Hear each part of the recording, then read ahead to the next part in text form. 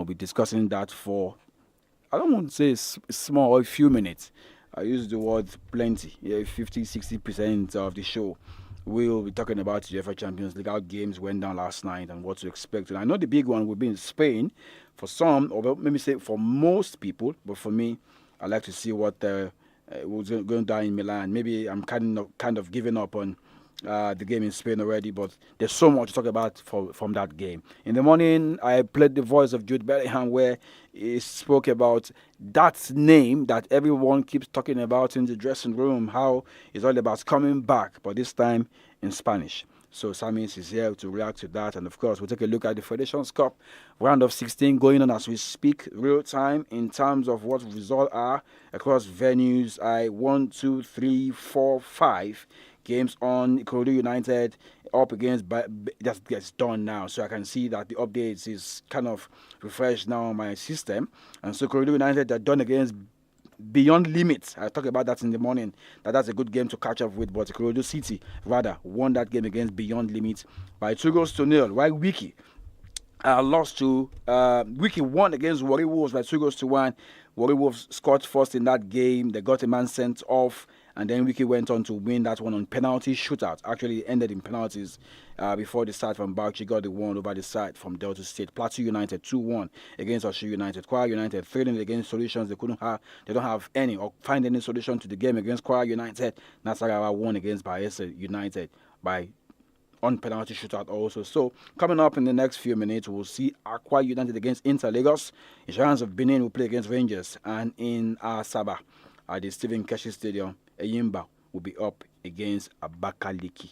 That should be from somewhere in Ebonyi State.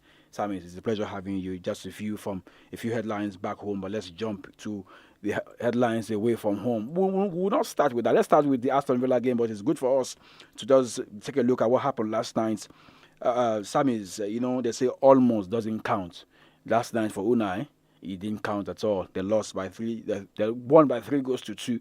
But that result wasn't good enough to get them a place in the last 4 of these years for Champions League. So let's get down to that. Maybe we'll take a listen to Luis Enrique, if we can, and then we'll come back, and then I'll take your thought, and of course allow you share what the whole headlines I've mentioned is all about for you. But first, take a listen to the voice of Luis Enrique speaking after he said qualify. He said this is the best for him. These boys are just good. Don't have Neymar, no Kylian Mbappe. There's no who else again? Sergio Ramos. Now there were 3. Messi. No, they don't have it. But last night I tweeted, I said this Vitinha boy and this Joao Neves. Fabian Ruiz and Donnarumma. You can go on. Achraf Hakimi, Mendes also. You can go on with the names, but take a listen to Luis Enrique and allow SAMIES to come talking. This game was going to be. How pleased are you to have made it through? I think I'm not going to forget that match in a long time, but I think it's normal. That competition is great. You have to manage many things, and it's always difficult to play away. I think it was a strange match because we dominated from the first minute. We scored 2 early goals, which it was great, and after that we commit some mistakes and we pay for them. You said yesterday that your team had to be ready to suffer, to be ready to win. My goodness, Villa made you suffer, particularly that first 10 minutes after half-time. Well, when you conceded 2 goals in 3 minutes and with that kind of atmosphere in that stadium, it's always difficult. But I think it's important for us because we can grow up from that suffering, and I don't have to forget that we played in the same way that in Paris, trying to keep the ball, trying to score goals with any speculation. And I think in a team like us, with the young players that we have, I think it's something impressive, and I am very happy. I have to congratulate my players and also the supporters because they are always cheering us. Is that the most pleasing factor, the fact that your team managed to get control of the game again? Because in the semi-final, it's going to be another difficult game, either Arsenal, who've already beaten you this season, or one of your former teams in Real Madrid. Yeah, another English or maybe an Spanish, I don't know. I prefer not to choose. We are tomorrow looking at the match and watching the match, enjoying our semi-final, and yeah, that's the point for us. It's important, 2nd year in a row, and very happy. Thank you, Luis. SAMIES. It was a great game of football we experienced yesterday from the Villa Park and also the Signal Iduna Park. But since we started from Luis Enrique, I would say that for the game I watched yesterday, it started with a big L for Aston Villa yesterday when they had the UEFA Europa League anthem being played. And then the players were actually laughing, but for some of them, it was not just the best feeling. This is a Champions League stage. Was that a bad sign or kind of bad omen? It was a big L. With all the motivation and all that, then you want to play in the UEFA Champions League stage, and then you listen to the UEFA Europa League themed song. Well, maybe someone was going to get questioned. If that was Nigeria, what would you think would be going the head of? And then they lost. And they didn't qualify. What would be going on in their head? Nah, that's in they worry them now. No, village people for this one, no, village people. But they can hope that. Sorry, I'll allow you quickly finish your thought. They can only hope that that anthem they don't play it next season. They want to play Champions League again, so they hope that. I know it's much more open in the English Premier League now, where we have 5 sides who can qualify for the UEFA Champions League. But then from the game we saw at the Villa Park, it was not the best of first half performance from Unai Emery's side. But in the second half, I saw a man who I wasn't really pleased with his inclusion in the starting 11, Marcus Rashford, the man on loan from Manchester United. And then you would say maybe he rose up to the occasion in the second half. And then alongside that's a Scottish man, John McGinn. Well, what a striker from the Scottish midfielder to actually reduce the deficit. Then for 𝐒𝐻𝐿 to tie. No, not for 𝐻𝐿 to put the game ahead. McGinn was the one who leveled the parities between both sides. But then, the main thing at the end of the day was that for yesterday, Villa, they deserved to win. And Paris Saint-Germain deserved to qualify. It was a game of a different 90 minutes.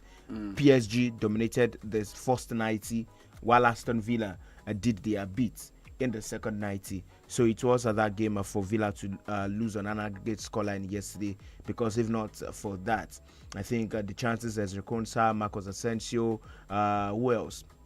You talk about Mastin. The chances that they all had in that game would have maybe. You didn't mention that of Marcos Asensio too. Marcos Asensio, that would have made it 5-5 on an aggregate scoreline.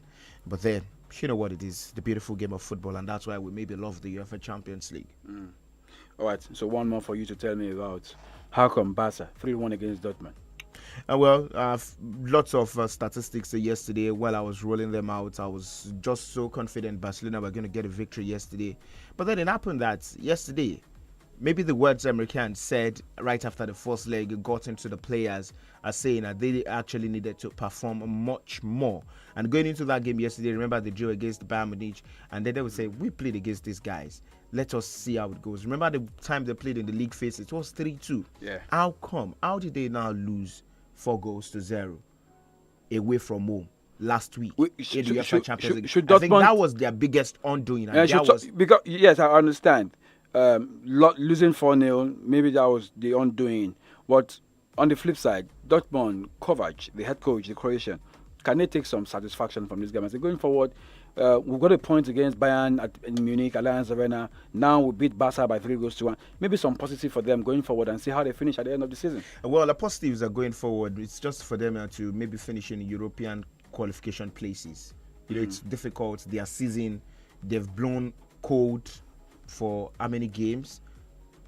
Most of the games they sacked their manager. No, I think they've used 2 managers this season. Yeah. They've used 2 managers this season, and then it just says that the yellow wall, they were not having any of the performances on the field of play, and you just see that they qualify for European places by the end of the season, because this season is almost done and dusted with about 6 games left to play there in the German Bundesliga, and they don't have any cup game also to fight for.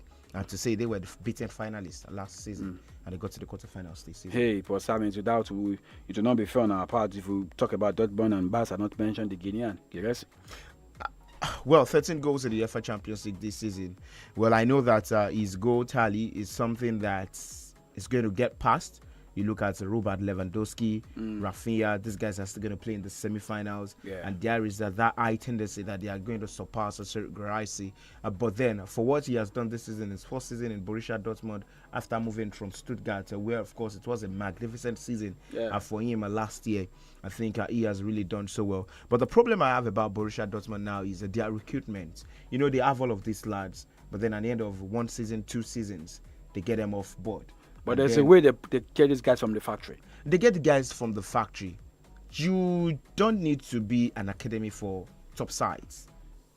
You don't need to be an academy for top sides. And I would say maybe the only man that never left Borussia Dortmund was Marco Reus. You look at all other players, the likes of Blaszczykowski, Mats Hummels, Mario Götze, all of these guys left. They came back. But then at the end of what? Paco Alcácer, when he was blowing out, he left. Who else? Ousmane Dembele, Pierre-Emerick Aubameyang, Eric Mkhitaryan, Shinji Kagawa, Rosicky. All of these guys left. That was what I mentioned to you. So are we going to see 𝐶𝐶 Guirassy? Are we still going to see them build around 𝐶𝐶 Guirassy in the next 2-3 years? Maybe this for him, this might just be. I'm not saying it's his last bus stop, but he's a travel man. He's 29. He's a travel man. He's a journey man as well. Yes, I understand. 29, 30. Maybe they have to quickly look for one. It was Nicolas Fulkrug. Don't forget, he was 30, 29, 30, and he moved to West Ham. Let's, because of our time, let's quickly jump to the big one tonight and start, of course, with Jude Bellingham. It's talking about what they've been saying in the dressing room, and when we come back from Jude Bellingham, I'll allow SAMIES to share his thoughts. Remontada. Honestly, I've heard it about 1 million times since last week. I've seen 1 million videos online and made by fans, made by kind of you guys, I suppose, and really motivating stuff. It's a night that's made for Real Madrid, a night that would go down in history, but also be something that people are familiar with around this part of the world. So, hopefully we can add another special night. I think what makes us confident is the quality we have, the history of the club, the fans that will turn up and give everything on the night, the aura of the Bernabeu in these Champions League nights. That's always something. I think we still felt like, even though we played probably as bad as we possibly could in a game like that, we still had chances, weirdly, and still had moments where we felt like we could have capitalised a bit more. And normally when you have your worst games, you feel like you're absolutely miles off it and there's no way you can get in the game. And still we had a few chances where it felt like maybe if we just increased our level and was a bit more attentive to a few things that they did really well, we can be in it. You know, I think we're not stupid, but also we're confident in the ability we have. Tí wọ́n bá bi ọ́ léèrè pé kí o dárúkọ eré ìdíje géèmù mánigbàgbé tó dángájá, Bẹ̀tánù ni ìdáhùn rẹ̀ lọ́jọ́kọ́jọ́. Ó yá tara ṣàṣà kí ìwọ náà bá wọn jẹ àǹfààní nínú géèmù alárinrin tó fanimọ́ra ní ìpele pẹ̀lú ẹgbẹ̀rún lọ́nà igba 200,000 owó ìkíni káàbọ̀ àti àwọn ẹ̀bùn mìíràn bẹ́ẹ̀ lọ. Bẹ̀tánù ayọ̀ ti bẹ̀rẹ̀ báyìí. Forí pípẹ́ tayò yìí o. Ó bẹ̀rẹ̀ látòrí ọmọ ọdún 18 lọ sókè. Alájọṣepọ̀ ẹgbẹ́ Aston Villa ni wá. Feel better about your life. 32 FM 94.9, the antidote to depression. All right, you're welcome back. So we're going to take the voices of managers and players, and then we'll just wrap it up with a few of our own from our end here. So let's just stay in the camp of Real Madrid and take a listen to Carlo Ancelotti. He's cool, he's calm, always cool. He's the man that I've seen it in terms of playing the game and coaching with Milan, with Juventus, with Chelsea, with Bayern, with PSG, with Real. So night like this, yeah, with Everton. No, don't bring Everton. I know you're trying to whisper that to me. Yes, I know, but I'm talking about clubs who have this kind of night. So let's take a listen to the Italian head coach with his base last Champions League game with Real. Take a listen to him. Magic of the stadium, of the Bernabeu, the magic comes, of course, through the performance of the team. Of course, when the team is involved, I think the supporters are more involved and they create a fantastic ambience, and this is what we are going to expect tomorrow. All right, so let's just talk first about Real before we talk about Arsenal Football Club. So, Samis, is one thing on your mind? We've done it before. We want to do it again tonight. Like Ateta did a couple of days ago, urging the fans to come out in their numbers. They've also been saying the fans should come out. Not just the fans. I've been reading stuff from Spain, even asking the ultras also to come out, make it uncomfortable for Arsenal Football Club tonight. Hey man, 90 minutes, 120 minutes, Samis. Well, that's the beauty of the UEFA Champions League. And I dare say that going into this game, I'm very sure lots of Arsenal fans would have their mouth in their throat. I thought 3-0 was safe and secured. You ask me why did I say that? What has changed in 8 days? Because you look at the performance almost of the two sides gave yesterday. None of the sides who were on the winning side last week won. It was all about a comeback. And there was a close margin between those two sides who were in action yesterday. But I thought the Arsenal fans were a bit confident last week. Confidence, yes, they are. But you look at a stadium that is up to 90K. 3,785 tickets were allocated to Arsenal. That's not new. That's not new. But then you look at how difficult it is going to be for all of these Arsenal players. But then for Thomas Partey, he has come out to say that, okay, the side there can do something. But away from Arsenal, let's talk from the angle of Real Madrid. Okay. Yes, they are history makers. They've done this over the last 10 years, since 2010 maybe. They've always gone past the quarterfinals of the UEFA Champions League. And then you say, is it going to be different this season? Well, for the players, they believe. And I think that is one thing they are all living on. They are banking on that this is Real Madrid. We have the pedigree. Once we hit that performance, we can get 1, 2, 3, 4, 5 goals. Because we look at yesterday, 2 goals in 3 minutes for Villa. For Borussia Dortmund, it was a good second half. They scored a goal in the first half, but we saw 3 goals in the second half, all scored by Borussia Dortmund players, an own goal and 2 goals. And then you look at it, what will happen? Even for Arsenal themselves last week, they got how many goals in less than 13 minutes? They got 3 goals in 13 minutes. So you see that for Madrid, there's so much belief. Remontada at the Bernabeu. Well, definitely, it is something Madrid, they are capable of doing. They can stage a comeback. But going to the flip side now, for Arsenal Football Club, this side, the last time they considered 3 goals in a game was in December against Luton Town, 2023. But they all done winning by 4 goals to 3. They won by 4 goals to 3. But you can't compare Luton Town to Real Madrid. We'll talk about Arsenal in a minute. What do Real need to prove anything to anyone again? Well, do they need to prove anything? I'm not saying if they don't get the result. Hold on, Samis. If they don't get the result tonight, does it change anything? It doesn't change anything, but it is a yardstick. Madrid, they are a yardstick to so many club sides in Europe. And if they don't win tonight, it also shows about their struggle this season. You say this season, they've not really been it, struggling to keep clean sheets, struggling to see out games and all of that. It is just a systematic problem for this season, and for next season I'm very sure Real Madrid, they would overcome that and then get better.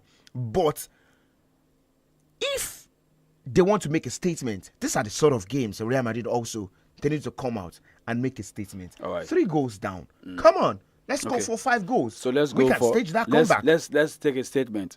But for Mikel Arteta, he doesn't believe in all of these talk is cheap. For him, he's on that pitch at the Bernabeu. They've talked about 15, 20, 30 minutes. He's telling the boys, you guys should be focused. Take a listen to the Spanish head coach of Arsenal Football Club. We can start to dominate the European competition. When you have to create a story, when you have to build a story, first of all, you have to be excited about it. They have to be really prepared about it. And then you have to be really convinced about what you want to achieve. And then it's about insisting and go step by step. And a lot of clubs have built a history by doing it many times, trying many times, sometimes failing, sometimes being successful. And last year we had an experience, and with that one we want to be better this season and apply that to be in the semi-finals, which it will be only our 3rd time in the history of our football club. We never won the competition, and we are trying to do something now consistently. The 3rd time, trying to get to Champions League semi-final for 3rd time. That kind of struck me. Like a sound bite. Samis, what did they need to do tonight? Well, for Arsenal Football Club, they shouldn't get it twisted. This is Real Madrid. They know the importance of this game, and I'm very sure that. But you said something. Yes, I know this is Real. In this season, they've been conceding. Yeah, they've been conceding, but it's just going to be so obvious and evident that Arsenal, where they are going to shoot themselves in the leg, is if they go there with the mindset of we want to sit back from the blast of the whistle till the end of 90 minutes. That's not going to work, because can you absorb the pressure of the players on the field of play? Away from home, that will be difficult. But for Arsenal, they played the first leg so well. The first half, we didn't have goals last week, but it was the second half there we had 3 goals in 13 minutes. But then going into this game, it's just going to be such of a turn of events. And for Arsenal, the greatest news for them going into this fixture is all about the availability of Thomas Partey, the Ghanaian midfielder. We saw how we busted midfield last week. And then Juren Timber, you see Lewis Kelly, Jacob Kiwior, and William Saliba all in the defense line. But then there is one place that I would want Arsenal to maybe solidify this night, and that would be that left side of their defense. Jacob Kiwior and Mas Lewis Kelly. If at all, they are going to start this game tonight. Who else will start? Gabriel Magalhaes is out. Gabriel Magalhaes is out. Definitely the Polish will be the one. But you can see some twist. Maybe Arteta might just want to start a Ben White, but that is not going to be the best of ideas for him. It's just about protecting that left-hand side. For Lewis Kelly, I'm not sure this young lad can stay focused for 90 minutes. He did at the Emirates. But how many games? Look at see. The number of games Lewis Kelly has played this season, he is good. Yes, he's a good lad, a good footballer. But can he keep on his consistency, focus for 90 minutes? And remember, this is going to be the biggest stage for him. Stage for him. The UEFA Champions League at the Santiago Bernabeu. Hello, good afternoon. Hello, sir. Okay, I thought we're going to have someone. So, like I said, it's going to be the biggest stage for him. Santiago Bernabeu, 90,000 fans. That's the kind of games you need. But those are the kind of games you need to make a statement and also build your ego and say, yes, I did this at the Santiago Bernabeu when I played for because Arsenal. Of our time, it will be unfair for us not to mention the game that I will be putting my eyes on and, of course, interested in. Inter Milan against Bayern Munich. SAMIES, is this doable for the Bavarians? Well, lots of history between these sides, and then you talk about Bayern's visit to the San Siro. How many victories have they gotten at the San Siro? Maybe not much, but then it's all about the pedigree of these sides, or maybe you look at it from the context of their managers. What are these guys bringing? What have they brought to the table for their club sides this season, or how they fared? That's the previous seasons. It is that's Vincent Kompany against Simone Inzaghi. Remember, Simone Inzaghi was in the finals of the UEFA Champions League just 2 seasons ago, and then his side didn't win it. They lost by a goal to a slim margin. And then you see that these guys, of course, they are daring to go once again in the UEFA Champions League. Actually, we have 𝐒𝐿. So we want to take a listen to what he also has to say about this, talking about their involvement in this. No, I think if you watch the game here, we caused them a lot of problems. I think we had a lot of chances to get something out of the game. But look, we have to go with the right mindset. We have to believe that we can win the game. It's only 1 goal over 90 minutes. Of course, any game away from home is tough, but we believe in each other and that we have to recover from this one and then get ready for a big quarter-final. Well, I really don't see where Bayern Munich can do it, but if they can do it, it's all going to be about the moment of brilliance of 𝐒𝐿 as well. He has the numbers. He is maybe a striking force when we talk about one of the best attackers or strikers in the world football. Asabi tonight, Bastoni tonight, Damian, Benjamin Pavard or Bisek. We'll wait to see how Simeone will go with his lineup later today, but definitely you want to see the 3-5-2 formation from the Italian. And Lautaro Martinez and Marcos Thuram now just lead the line 2-1. And so we'll wait to see if they can do the double over the host of this year's UEFA Champions League, May the 31st. Before we go, let's remind you that one game tonight in the English Premier League that will be at St. James Park, where Newcastle without the head coach who's down with pneumonia, will be up against Crystal Palace, who, before the game on Saturday against City, they've gone away from home and not considered, not lost, but they were hit by 5 by City over the weekend. Tonight, Newcastle, how many will they do? City, don't forget, Newcastle did 4 against United.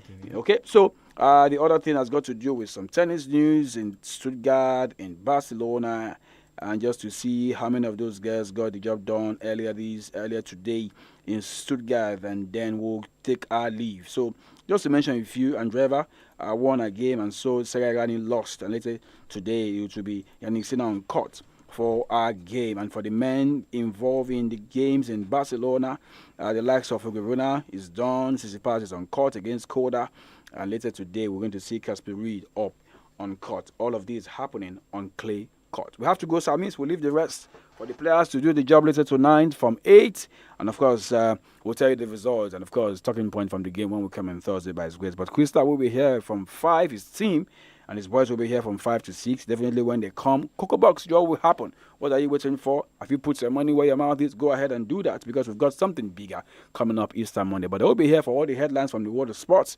and of course we'll also give you more interesting programs on this diet. 94.9 32 FM. I'm Peter. I've done this with SAMIES. We'll see you guys again on Thursday morning, 7:45 for Scoreboard in 15.